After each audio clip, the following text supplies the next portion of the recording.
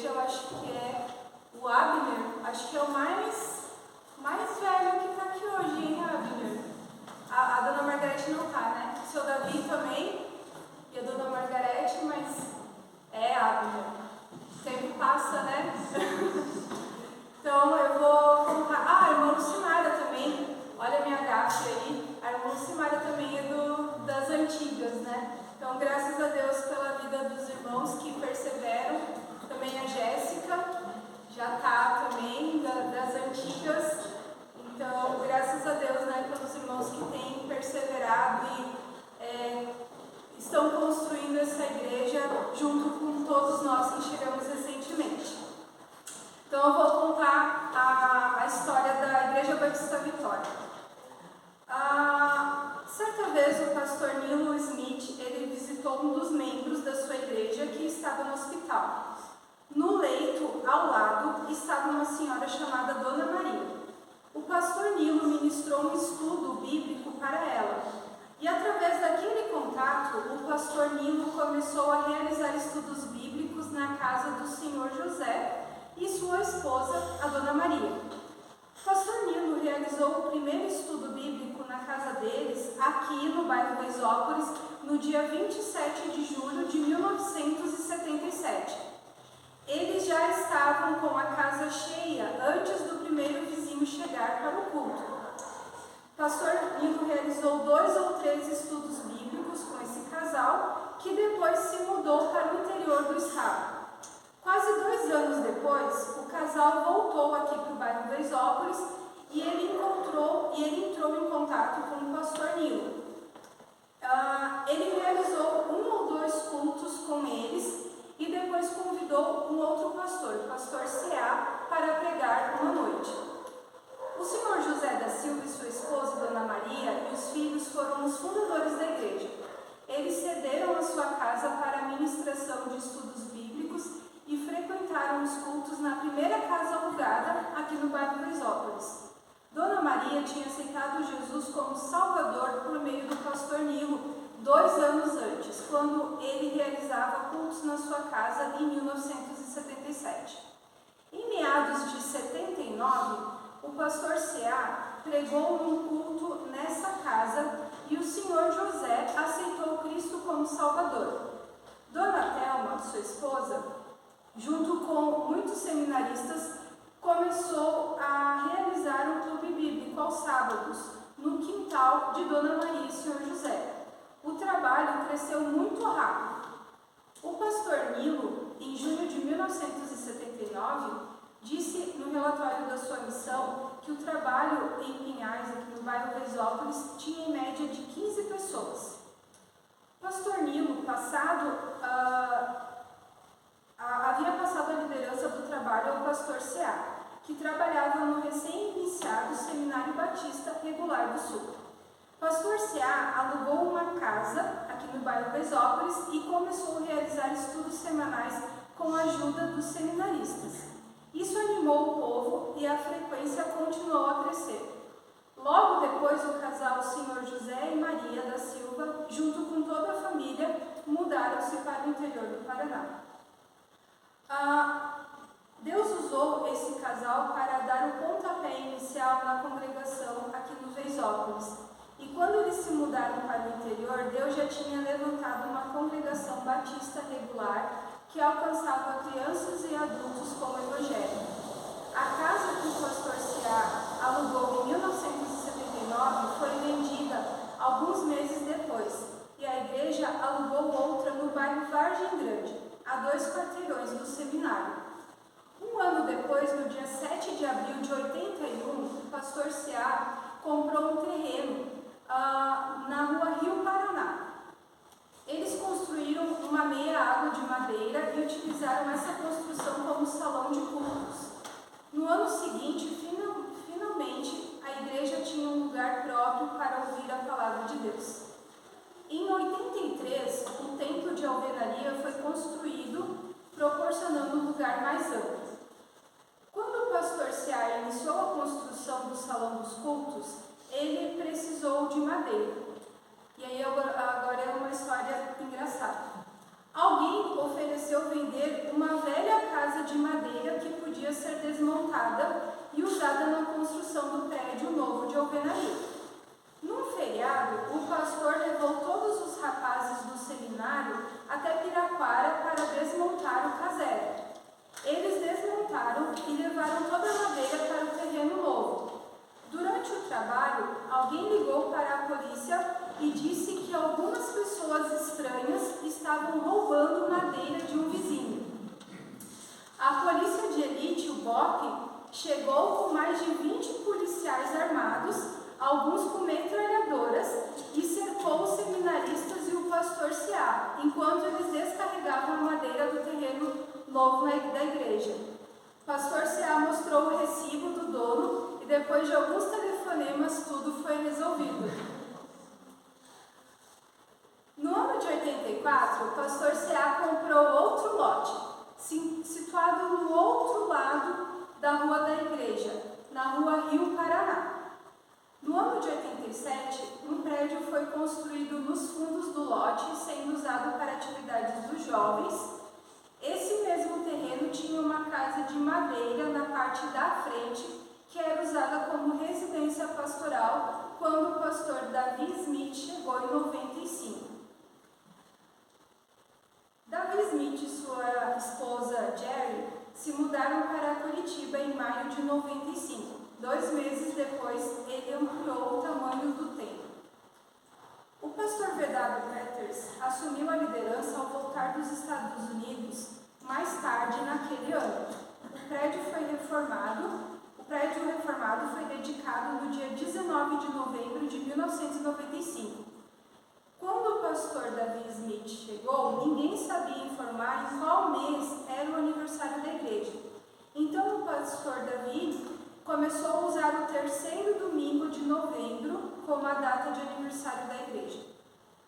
Quando o pastor Davi voltou das férias dos Estados Unidos em 97, pastor VW e Davi conversando sobre o futuro da igreja, e haviam 2 opções: construir no terreno no outro lado da rua, que eram 2 terrenos, cada terreno era um do lado da rua e outro do outro lado da rua, ou comprar outro terreno.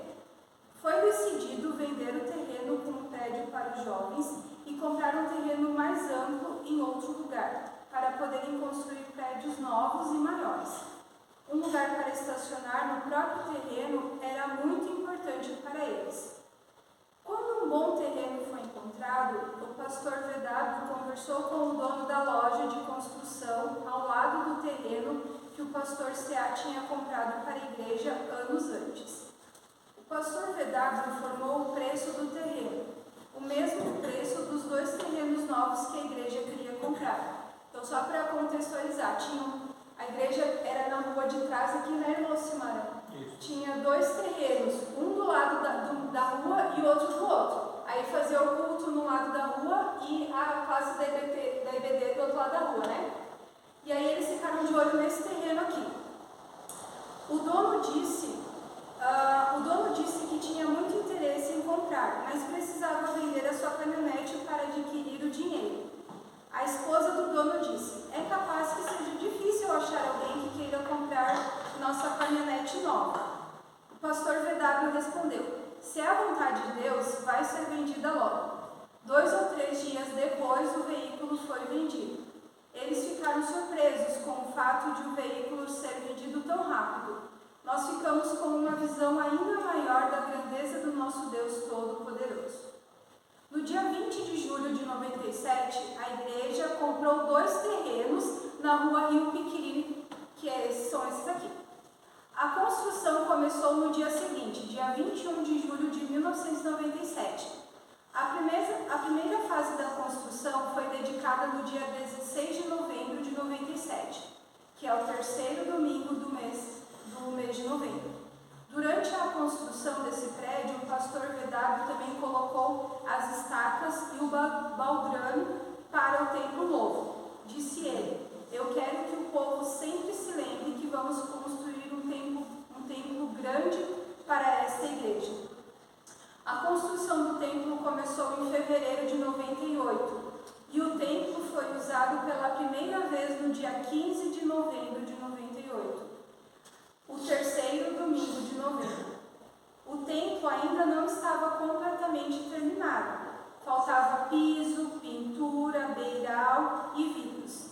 Durante o ano seguinte, continuaram a trabalhar nos retoques finais e usaram o templo apenas algumas vezes em dias especiais.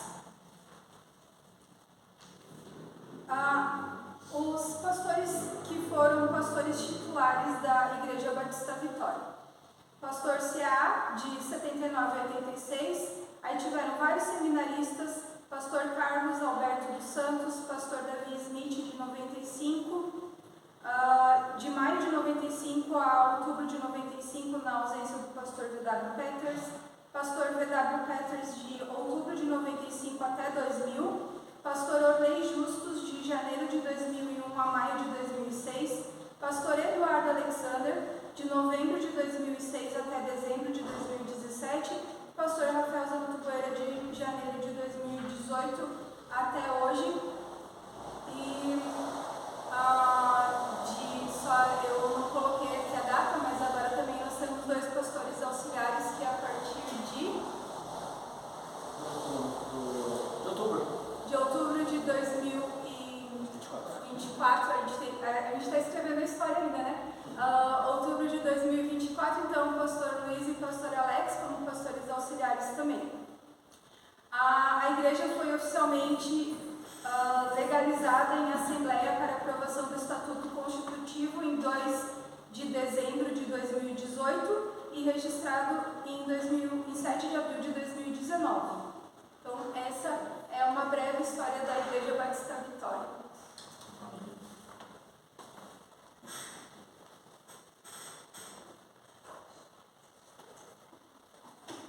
Amém.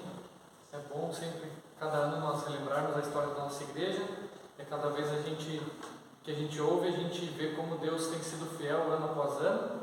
E é sobre essa fidelidade que nós vamos cantar agora. Vamos cantar Tu és fiel, Senhor. Convida aqueles que podem se colocar de pé mais uma vez. Número 58 do Voz Melodia. Tu és fiel, Senhor. Oh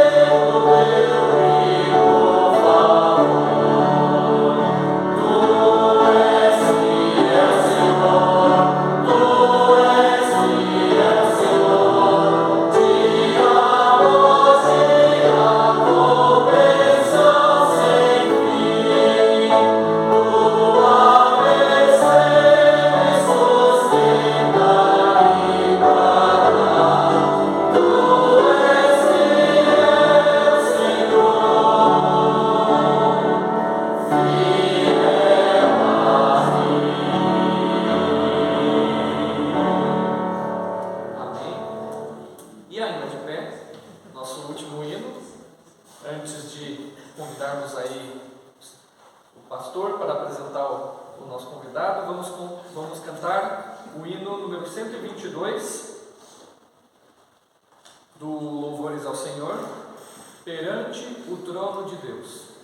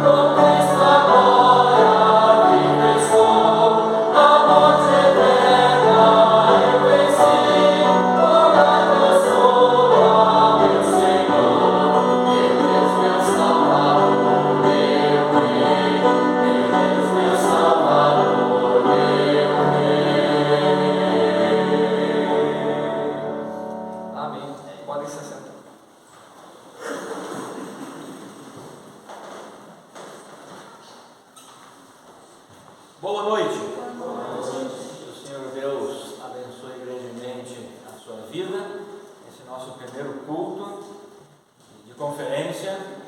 Dedicamos ao Senhor toda a honra e toda a glória, Ele é merecedor. 45 anos, né?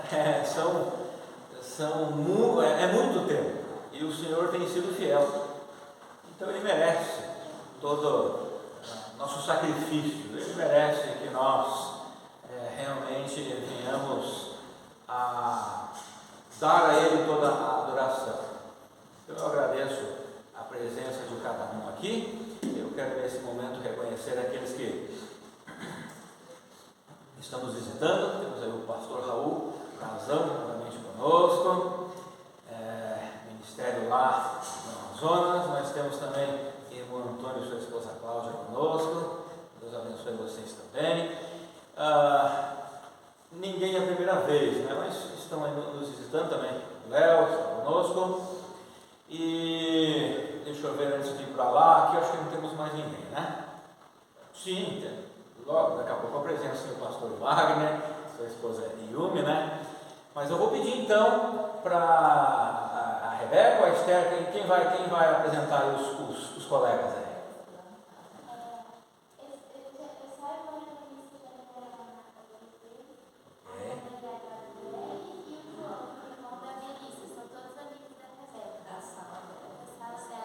Todos amigos da sala da Rebeca. Então, de lá para cá, João, depois Rebeca, Gabriel, ok, depois Melissa, ok, e eu já cumprimentei ele, mas Simon, ok, então sejam todos bem-vindos, Deus abençoe a vida de vocês, tá bom? Moram aqui por perto, todos os quatro? Joia, que ótimo, tá bom, bem. Certo, eu quero então, o único aviso que eu quero deixar, amanhã nós teremos o nosso almoço aqui na igreja. Então você vai trazer lá o seu prato. É é literalmente o prato também, né? É literalmente o prato também, tá? O prato e os talheres. Por quê? Domingo de manhã é o culto mais concorrido, então pode ser que falte pratos e talheres. Então você vai trazer também o seu almoço, né? Para compartilhar uns com os outros, sua bebida também, não sei, não lembro. A bebida também você pode trazer. Então lembra disso.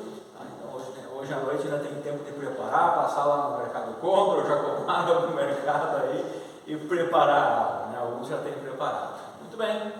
Então, pastor Wagner, eu conheci, eu acho que nós nos conhecemos, o senhor sendo meu professor lá numa pós, né? Na pós lá do Oscar. Então, eu conheci o pastor Wagner nessa pós, estando lá com o pastor André, também ele falou, né, que estudaram juntos. O pastor Tiago também veio no início do ano aqui, porque ele vai contar um pouquinho da história, né? E a sua esposa Yumi, o pastor do Rio de Janeiro, natural, né? E a Yumi é lá de Fortaleza, Ceará, né? Juazeiro do Norte. Então é um prazer ter o pastor aqui. Ele já chegou de viagem hoje, às 3h30, já peguei ele lá, já tomei um café lá com a irmã Lucimar, já está aqui, daqui a pouco vai lá para casa de novo, amanhã de manhã aqui, à noite aqui, e à noite ele já vai viajar. Eles já vão viajar para São Paulo, e São Paulo nem vão para casa, porque eu fiquei sabendo, já estão indo lá para Fortaleza. Então, por favor, pastor.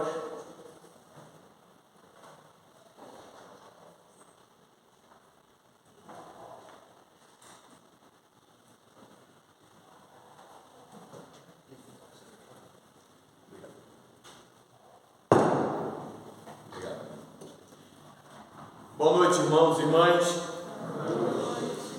É um prazer conhecer os irmãos e um privilégio poder adorar ao Senhor juntamente com vocês neste final de semana, com a permissão do Senhor, e numa data importante como esta para a igreja.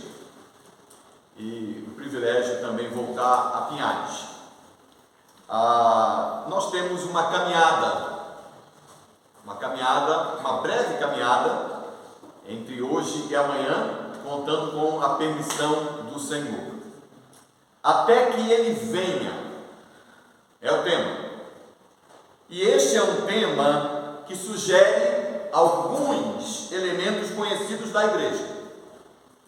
A pessoa de Jesus e a expectativa de seu retorno, o que estabelece duas vias.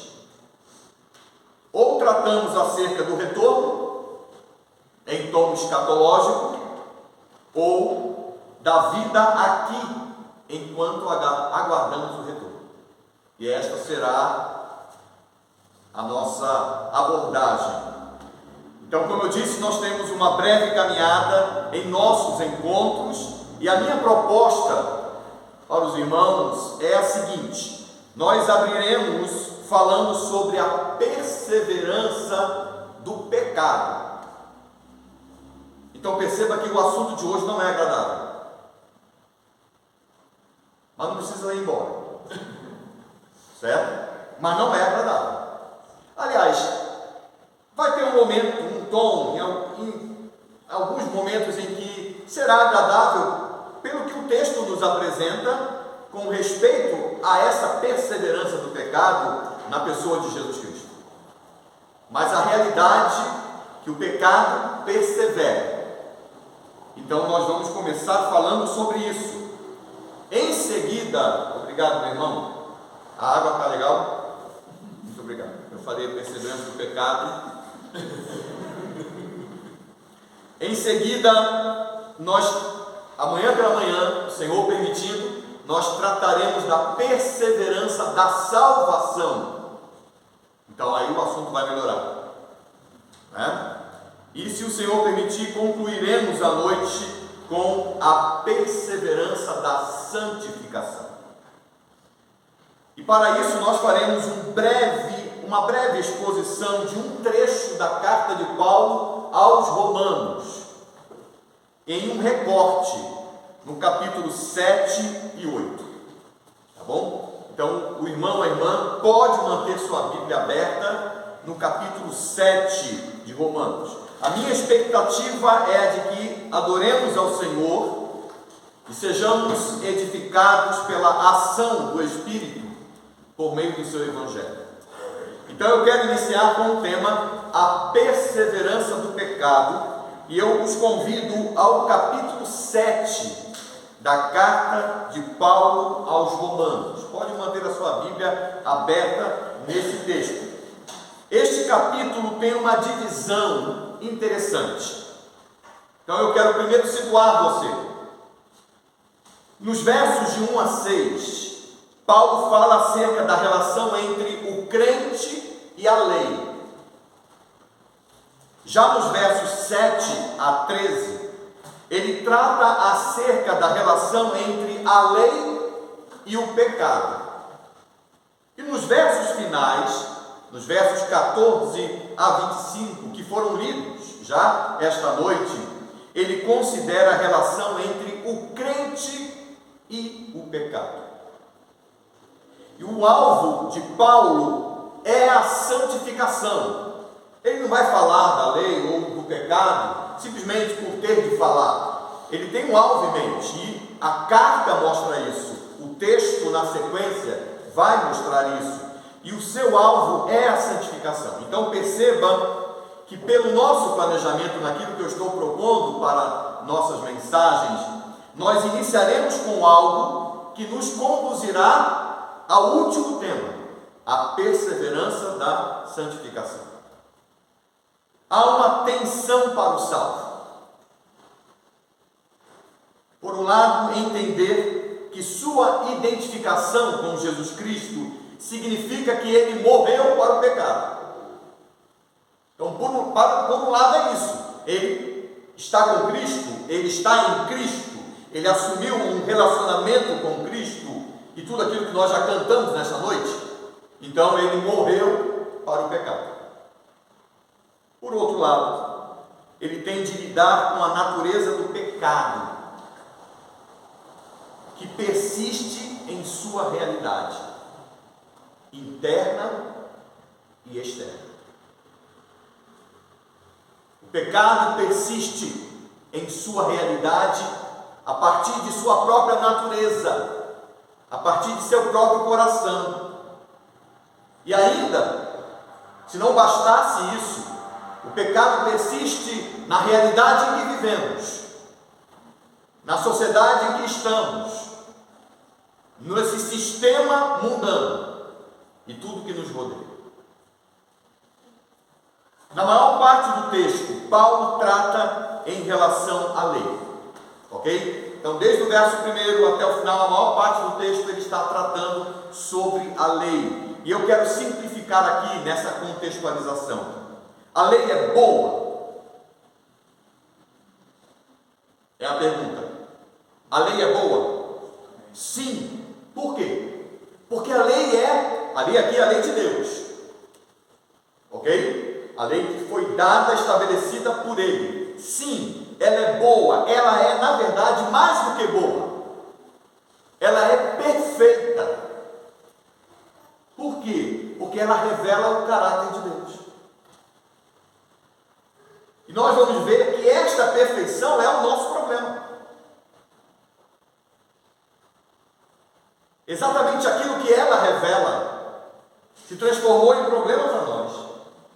Não por causa dela, mas por nossa causa. Ou pela realidade do pecado em nós. O que Deus estabeleceu para salvar o homem? Ouça bem, ouça com cuidado agora. Esta sequência de perguntas e respostas, que vai resumir aquilo que Paulo está escrevendo. O que Deus estabeleceu para salvar o homem? O cumprimento da lei. Foi exatamente isso que Deus estabeleceu para salvar o homem. Quando eu faço essa pergunta no seminário, é muito comum as pessoas imediatamente responderem: Jesus Cristo. Sim, Jesus Cristo faz parte desse plano. E Ele é o centro. Por isso que todas as coisas convergem para Ele. E ele tem um papel fundamental, conteúdo e forma. Mas o que Deus estabeleceu para salvar foi o cumprimento da lei. Qual seria então o nosso problema diante disso? Nós não temos como cumpri-la. Esse é o problema. Deus estabeleceu a sua lei, revela a sua lei, e então nós olhamos para a lei e nós nos frustramos diante da lei, porque ela é perfeita e nós não somos. Então não temos como cumprir essa lei. Logo nós careceríamos de seu cumprimento perfeito, que foi cumprido por Jesus Cristo. Lembra? Mateus, Sermão do Monte, Jesus Cristo disse: eu vim para cumprir toda a lei. Então foi cumprida por Ele. E quando o seu cumprimento de Cristo, é aplicado à nossa vida, vamos falar mais sobre isso amanhã, pela manhã, no texto, pela manhã, na sequência do texto. Quando o cumprimento de Cristo é aplicado à nossa vida, nós somos então justificados por Deus e livrados da condenação de Deus, revelada por nossa imperfeição diante da lei. Ele não nos salva porque nós somos perfeitos. Ele não nos salva porque nós merecemos. Ele não nos salva porque Ele não olha para nós e diz: bonito, gostei de você, simpático, simpática. Não. E isso é espetacular. Que plano de Deus, quanta sabedoria, quanta graça. Isso é graça. Então Paulo, no capítulo 7, nos primeiros 7 versos, ao tratar sobre o salvo e a lei, faz uma analogia com o casamento. Eu vou aqui mostrar a analogia que ele apresenta, né? De um lado, ele faz uma analogia. De um lado, ele fala do casamento rompido pela morte de um dos cônjuges, e por outro lado ele vai falar dessa relação entre o salvo e a lei. Então ele vai fazer essa comparação. Então abra sua Bíblia aí, eu vou ler os primeiros 6 versos, ok? Porventura ignorais, irmãos, pois falo aos que conhecem a lei, que a lei tem domínio sobre o homem toda a sua vida.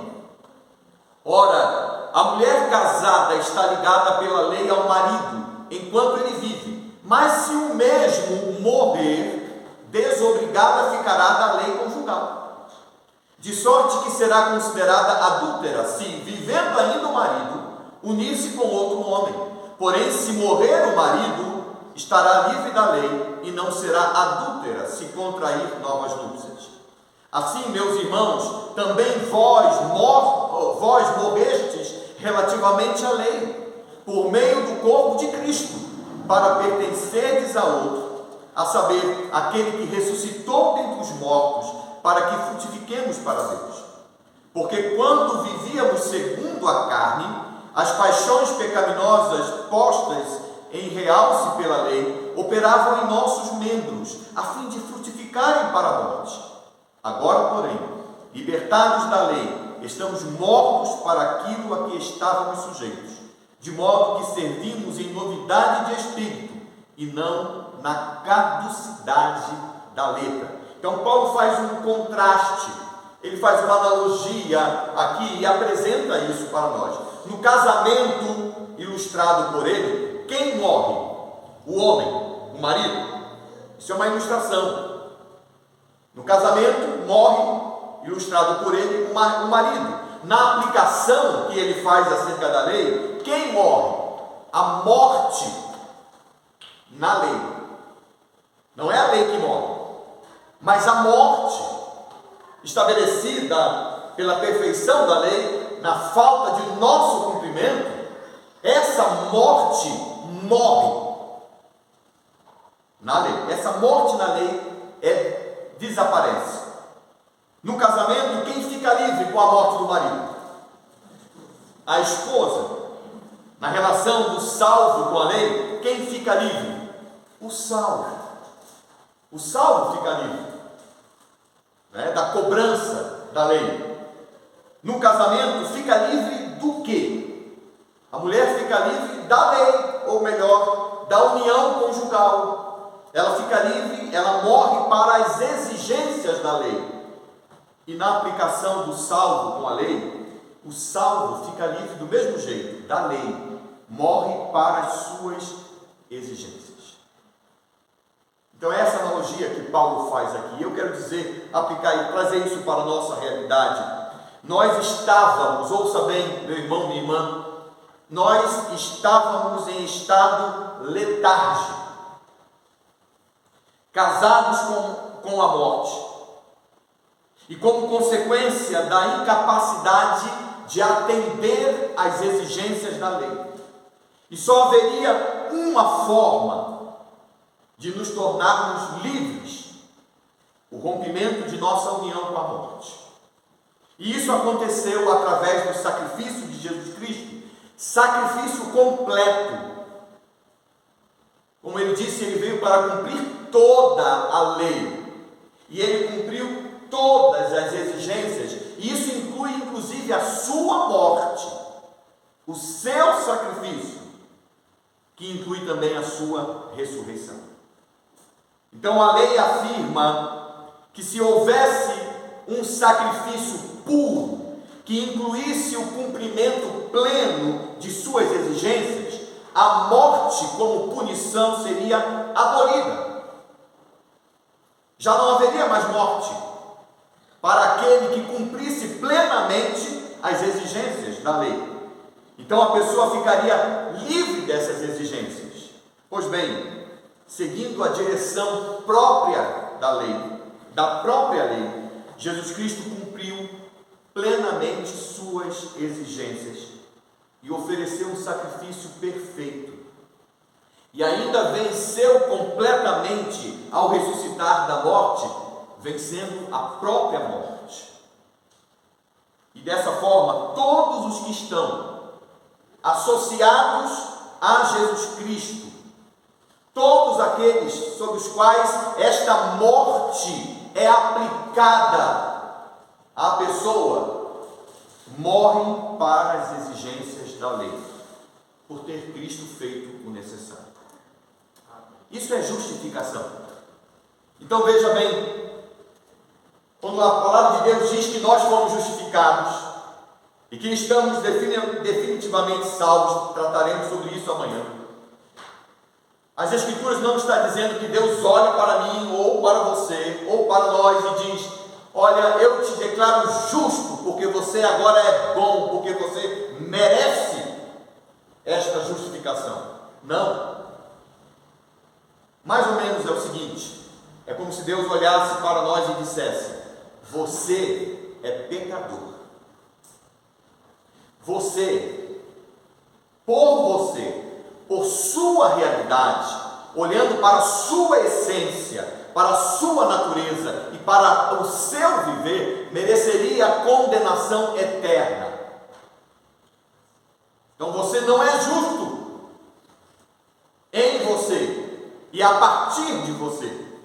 Mas, e aí tem um ponto fundamental, por causa daquilo do meu filho, daquilo que o meu filho fez, do cumprimento de toda a lei, do sacrifício perfeito dele, e por causa disso ter sido aplicado à sua vida, ter sido colocado na sua conta, mesmo você merecendo a condenação, eu te declaro justificado. Em Cristo você está justificado. Então os seus pecados foram perdoados. E é nesse sentido que Paulo afirma: mediante a própria lei, morri para a lei. Como observamos, a lei é boa, a lei é santa, mas como diz Paulo, através dela, o pecado se tornou conhecido. Olha o verso 7. Que diremos, pois? É a lei pecado? De modo nenhum, Paulo responde. Mas eu não teria conhecido o pecado, senão por intermédio da lei. Pois não teria eu conhecido a cobiça, se a lei não dissera, não cobiçarás. Então a lei não criou o pecado. A lei é perfeita. A lei é santa. A lei é de Deus. A lei revela o próprio Criador e sustentador da realidade. Então ela não criou o pecado, mas ela evidenciou a existência do pecado. E ainda ela estabeleceu a proibição do direito de fazê-lo.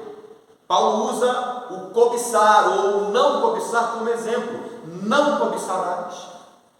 Isso implica em não ter o direito de cobiçar, o que amarra a sua prática para quem cobiça como descumpridor da lei e, nesse sentido, merecedor de juízo.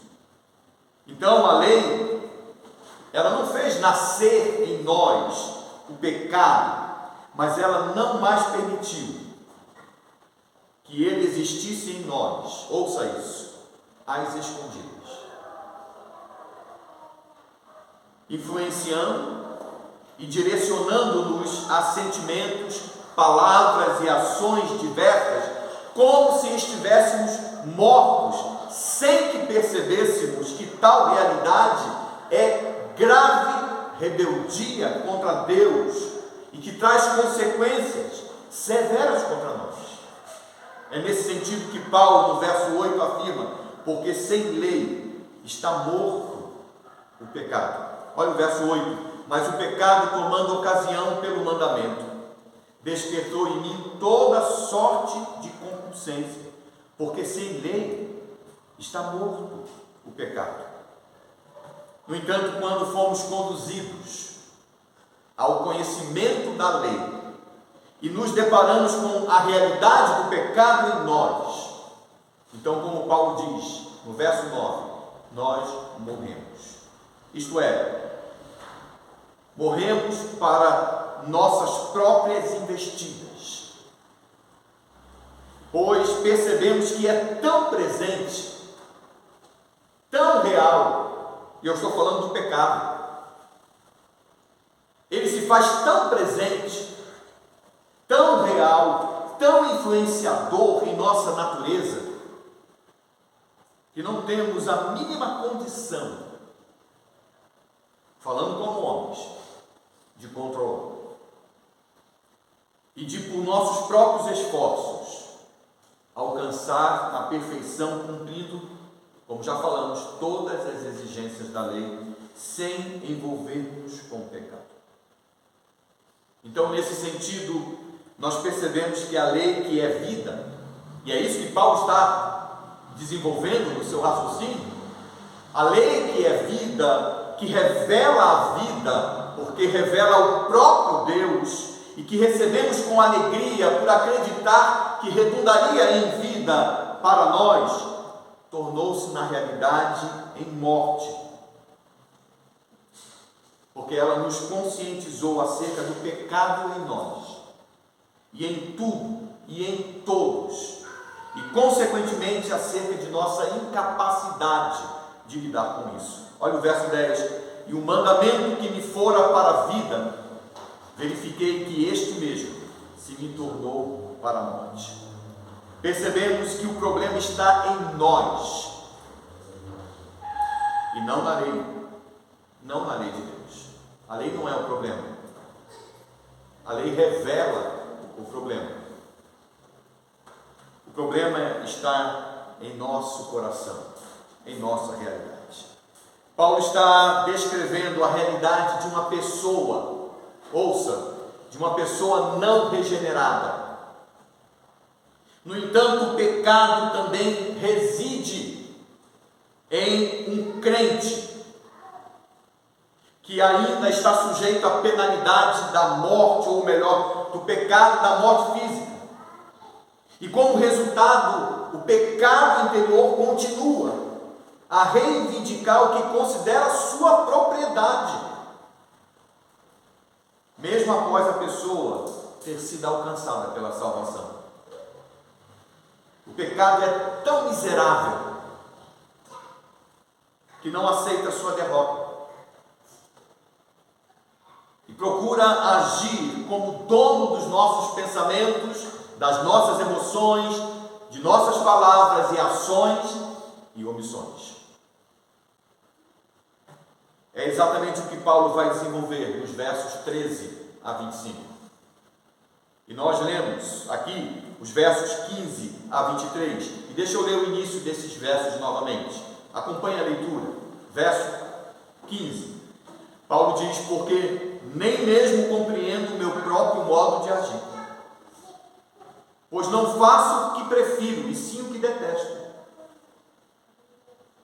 Deixa eu parar um pouquinho e eu vou voltar já à leitura. Essa realidade que você lê, a que Paulo se refere à sua própria vida como exemplo, como modelo, pode ser observado também em você? O bem que eu quero e o mal que eu não quero. E aí ele continua, verso 16: ora, se faço o que não quero, consinto com a lei que é boa. Neste caso, quem faz isso já não sou eu, mais o pecado que habita em mim. Porque eu sei que em mim, isto é, na minha carne, e ele vai usar a carne aqui como exemplo. Ele não está falando simplesmente do corpo, ele está falando de carne como exemplo da natureza humana. Natureza humana, e se juntarmos natureza humana com pecado, ele está falando de natureza pecaminosa. É nesse sentido que ele está falando. E então ele diz: porque eu sei, verso 18, que em mim, isto é, na minha carne, não habita bem nenhum, pois o querer o bem está em mim, não porém o efetuá-lo. Porque não faço o bem que prefiro, mas o mal que não quero, esse faço. Mas se eu faço o que não quero, já não sou eu quem o faz, e sim o pecado que habita em mim. Meu irmão, minha irmã, há uma batalha.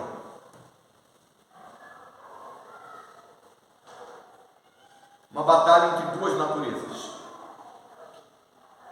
A velha natureza, influenciada pelo pecado, que é identificada no texto pelo corpo, pela carne, e a nova natureza, influenciada pelo Espírito de Deus, que é identificada no texto pela mente, pela consciência, pelo conhecimento da lei.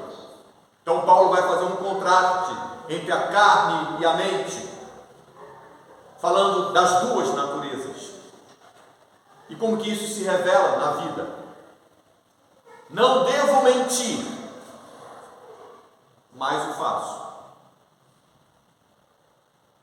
Não quero ser estúpido, mas o sou. Não devo ser melindroso, mas eu me rendo.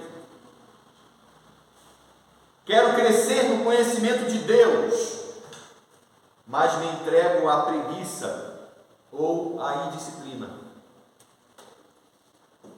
Quero desenvolver meus dons, mas me perco nos problemas dos outros.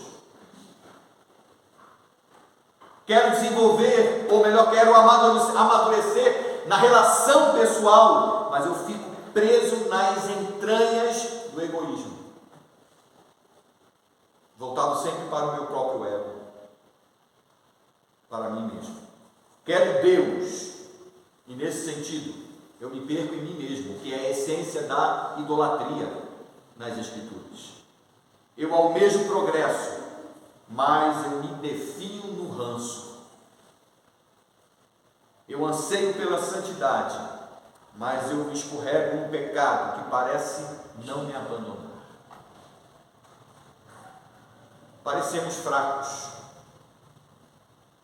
perdidos, miseráveis. Tudo porque o pecado persevera em nossos membros. O pecado persevera em nossa vida. Ele não se dá por vencido.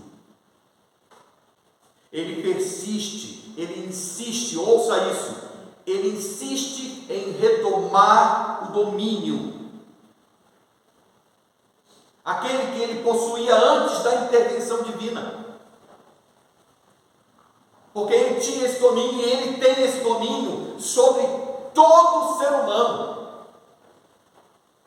Aliás, só há três exceções, e uma completamente, e as outras duas por um período, três exceções na humanidade, de pessoas que não foram influenciadas pela natureza pecaminosa ou pelo pecado. Uma é o Senhor Jesus Cristo. Concorda? Isso foi de forma plena, desde o nascimento até a sua morte. E posterior à morte, a sua ressurreição. As outras duas foi só por um período. Quem seriam? Adão e Eva. Foram criados por Deus adultos, sem pecado. E isso perdurou até o momento em que eles pecaram. E aí toda essa realidade que a Bíblia revela, e que nós estamos considerando pela pena, pela escrita do apóstolo Paulo, tirando essas exceções, não há outra. E as Escrituras sempre revelam que o homem nasce debaixo dessa situação. Eu quero chamar a sua atenção para um texto objetivo que retrata isso, e vou voltar para cá. Então, sem desmarcar Romanos 7, abra sua Bíblia em Efésios capítulo 2, o texto que o próprio apóstolo Paulo escreveu. Efésios capítulo 2. Eu quero ler somente os 3 primeiros versos. Olha que quadro terrível nós temos aqui. Efésios 2, de 1 a 3, apresenta um quadro de morte. E aqui ele está apresentando o quadro que é natural da humanidade. E ele inclui absolutamente toda a humanidade. Mas ele faz referência a ele e seus leitores num passado recente, à semelhança do homem comum. Olha o que ele diz. Ele vos deu vida, estando vós mortos nos vossos delitos e pecados, nos quais andastes outrora, segundo o curso deste mundo, segundo o príncipe da potestade do ar, do espírito que agora atua nos filhos da desobediência, entre os quais também todos nós andamos outrora, segundo as inclinações da nossa carne, fazendo a vontade da carne e dos pensamentos, e éramos por natureza, como está escrito na sua Bíblia, filhos da ira, quer dizer, filhos do juízo, como também os demais. Então olha que quadro terrível, para você entender o que ele está dizendo em Romanos capítulo 7. Ele está mostrando que esta é a realidade da humanidade. E preste atenção, não há ser humano fora desta realidade. Ele diz que a humanidade está morta em seus delitos e pecados. Esse é o estado letárgico. Respira, se relaciona, trabalha, come, bebe, se veste, se diverte, se dão em casamento, se relacionam de formas variadas, mas estão mortos. Quer dizer, não tem a mínima condição e capacidade de entender Deus, de se relacionar com o Criador e de viver segundo os seus princípios, de acordo com a sua lei. E por isso ele vai concluir dizendo que eles então são, nesse sentido, assim como ele era no passado recente, filhos do juízo, condenados completamente. Mas olha a cena. Paulo diz que, olhando para ele e seus leitores, ele diz: nós vivíamos em nossos delitos e pecados, mortos em nossos delitos e pecados. Esses delitos e pecados, ele vai dizer no verso 2, se dá de acordo com o sistema deste mundo.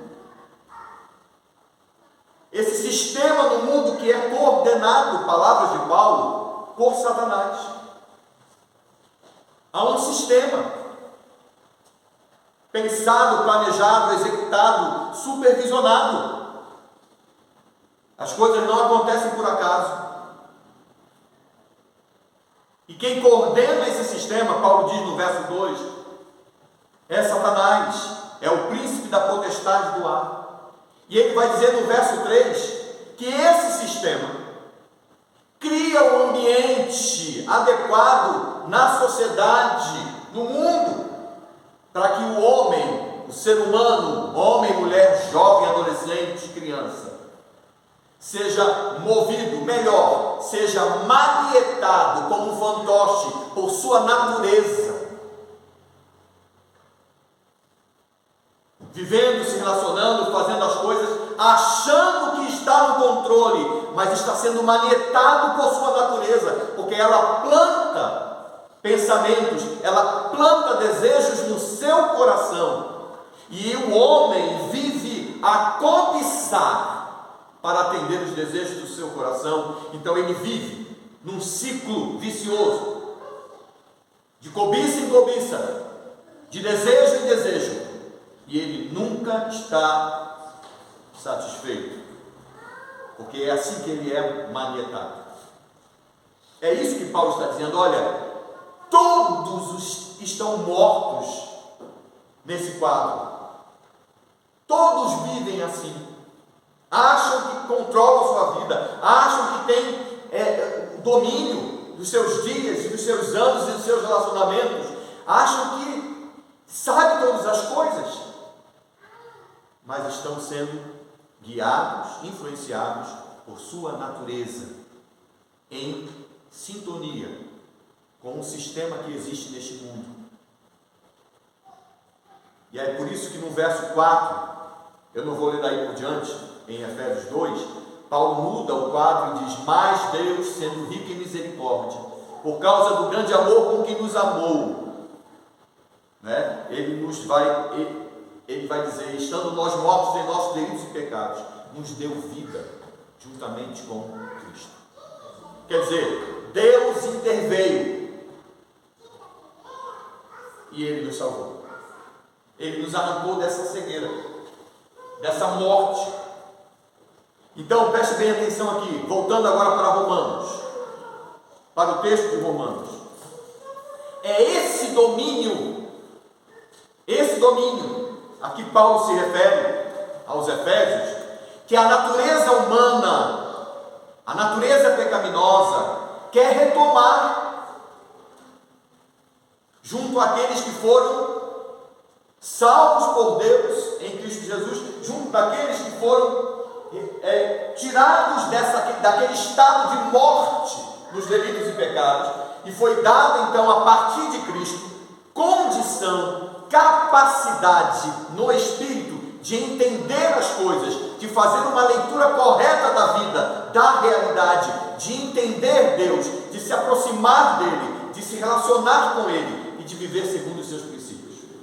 Então essas pessoas que não estão mais mortas em seus delitos e pecados e não vivem mais, ou pelo menos não deveria viver mais, segundo o sistema coordenado por Satanás, sendo influenciado por sua natureza cegamente, essas pessoas, a natureza que ainda está nelas, que ainda reside nelas, não se dá por vencida, ela quer retomar o controle.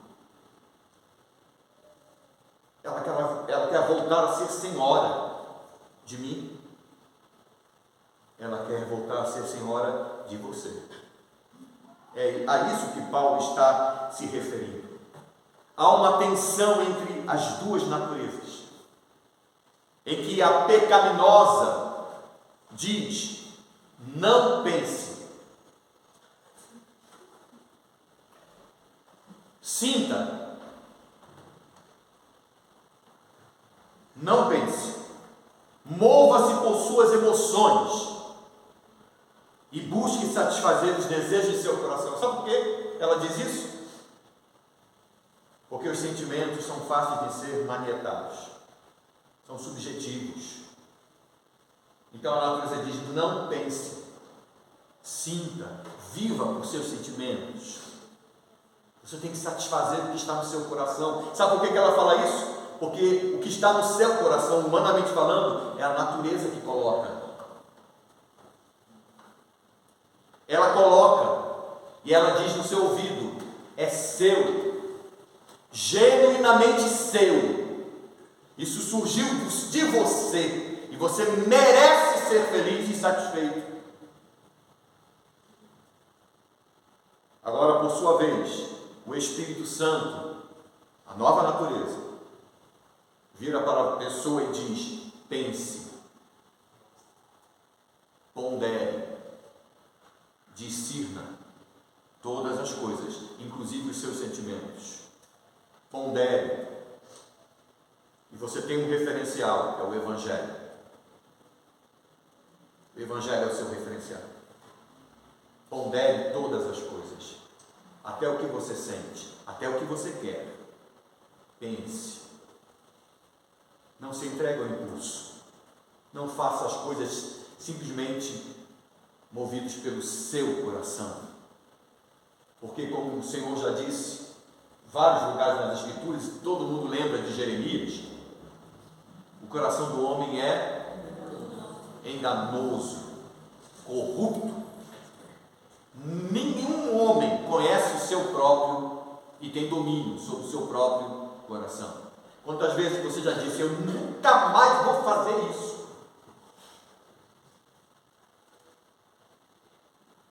E daqui a pouco você se vê realizando o que você disse que nunca mais faria. É uma luta constante, não é? Não precisamos olhar para outra pessoa. Basta considerar o nosso coração e as nossas relações. Por isso o apóstolo Paulo afirmou no verso 24 de Romanos 7: desventurado o homem que sou, quem me livrará do corpo desta morte? Mas ele concluiu o texto reconduzindo seus leitores. Veja bem, ele não poderia terminar de outra forma, porque ele vem falando de coisas terríveis. Se ele termina o texto aqui dessa forma, a gente talvez seria movido a dizer: ih, Paulo está em depressão. Olha como ele terminou o texto.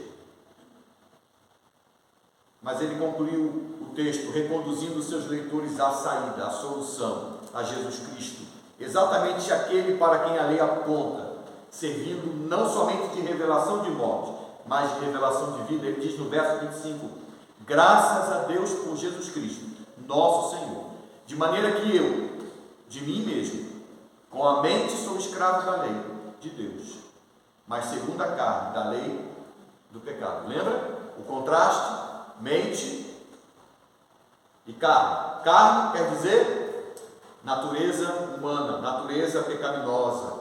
Mente quer dizer aquilo que vem da lei, vem do Espírito de Deus. Conhecimento de Deus, conhecimento que vem pelo Espírito, conhecimento que vem pela lei, conhecimento do Evangelho. Graças a Deus por Cristo, que nos livra da condenação eterna e estabelece um novo padrão, dando-nos uma nova razão para viver e novas condições, que substitui a pecaminosidade pela santidade, ao passo em que nos tornamos alvo direto da ação do Espírito Santo, por meio de sua palavra, por meio do seu Evangelho. Enfim, meu irmão, minha irmã, o problema está em nós. Sabe o problema? Inclusive aquele problema, ou qualquer que seja o problema que você e eu, normalmente nós somos inclinados por nossa natureza a sempre dizer que o problema é o outro.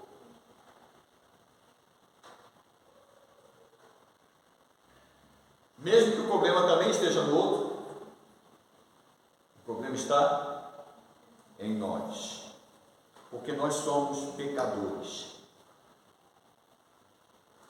E por isso, ainda, o pecado persevera.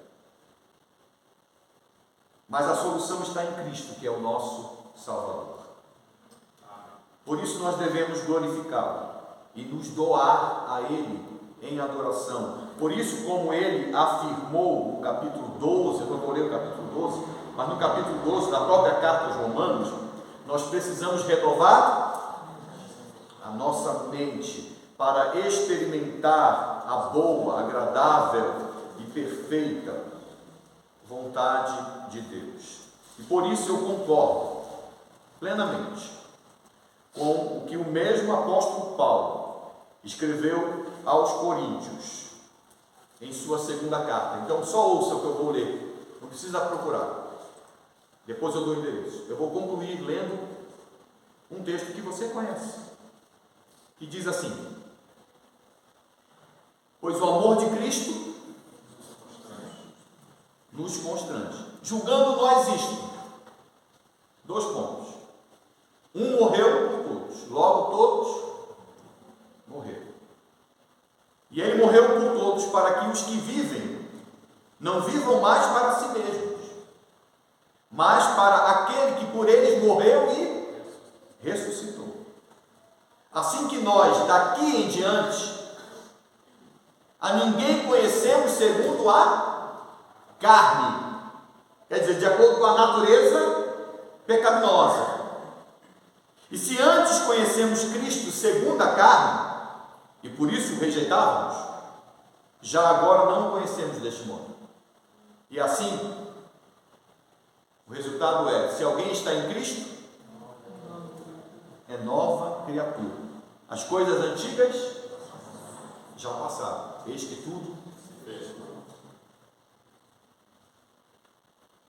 Nós devemos adorar ao Senhor, gratos, conscientes de que o pecado ainda persevera. E o pecado ainda insiste em retomar o controle. E se você piscar, e se fosse possível, você perder a sua salvação, certamente perderia, se dependesse só de você. Mas nós estamos nas mãos do Senhor Jesus Cristo. Mas o pecado quer tomar o controle, enquanto nós aguardamos o seu retorno. Até que ele venha, ele vai tentar retomar o controle e plantar desejos no seu coração e fazer você viver para satisfazer esses desejos, cada vez mais se afastando do Senhor e vivendo de acordo com o seu próprio coração, quer dizer, esquecendo-se do Senhor e voltando-se para si mesmo. Isso é idolatria. Ou nós adoramos ao Senhor, vivendo para Ele, ou nós adoramos a nós mesmos, fazendo aquilo que agrada ao nosso coração. Feche seus olhos e responda ao Senhor sobre o que acabaram de ouvir. E a